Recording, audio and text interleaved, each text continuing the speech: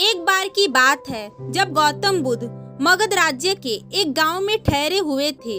गांव से थोड़ा बाहर एक मोची अपने परिवार के साथ रहता था। उस मोची के घर के पास एक तालाब था। एक दिन रोज की तरह सुबह मोची तालाब किनारे पानी लेने गया। वहां उसने तालाब में एक बहुत ही अद्भुत पुष्प देखा। वह पुष्प देखने में बहुत ही सुंदर था और चमत्कारी भी प्रतीत हो रहा था।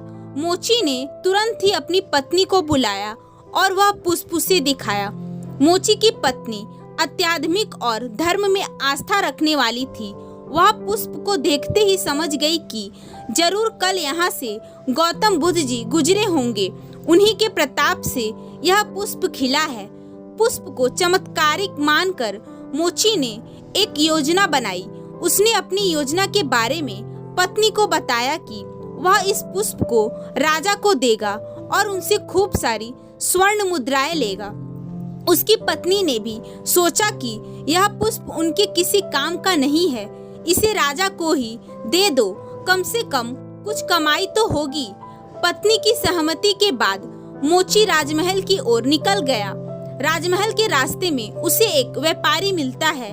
मोची के हाथ में पुष्प देखकर वह रुक जाता है। वह मोची से पूछता है कि भाई, यह पुष्प लेकर कहाँ जा रहे हो? मोची कहता है कि मैं यह पुष्प लेकर राजा के पास जा रहा हूँ। इसे राजा को भेंट करके मैं राजा से मुंह मांगा इनाम लूंगा। व्यापारी ने मोची को प्रस्ताव दिया कि तुम ये पुष्प मुझे दे दो, बदले में मैं तुम्हें 100 स्वर्ण मुद्राएं दूंगा। मोची सोच में पड़ गया। उसने सोचा कि जब व्यापारी इस पुष्प के लिए 100 स्वर्ण मुद्राएं दे रहा है तो राजा तो और ज्यादा देगा। यही सोचते हुए उसने व्यापारी को पुष्प देने से मना कर दिया। थोड़ा आगे चला ही था कि उसे रास्ते में राजा आते हुए नजर आए, जो गौतम बुद्ध के दर्शन के लिए जा रहे थे। राजा भी मोची के हाथ में वो दिव्य पुष्प देखकर अचंभित हो गए।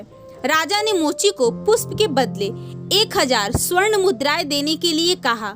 यह सुनते ही मोची के मन में एक अजीब सी चेतना आई और वह राजा को पुष्प न देकर दौड़ता हुआ सीधे महात्मा बुद्ध के पास जा पहुंचा। महात्मा बुद्ध मोची को देखकर हैरत में पड़ गए। उन्होंने मोची से पूछा तो मोची ने उन्हें सारी बात बताई।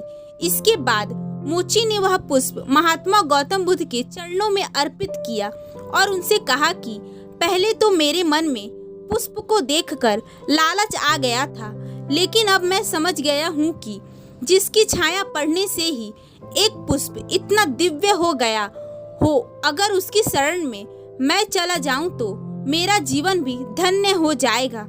इसके बाद वह आजीवन महात्मा गौतम बुद्ध का शिष्य बनकर रहा।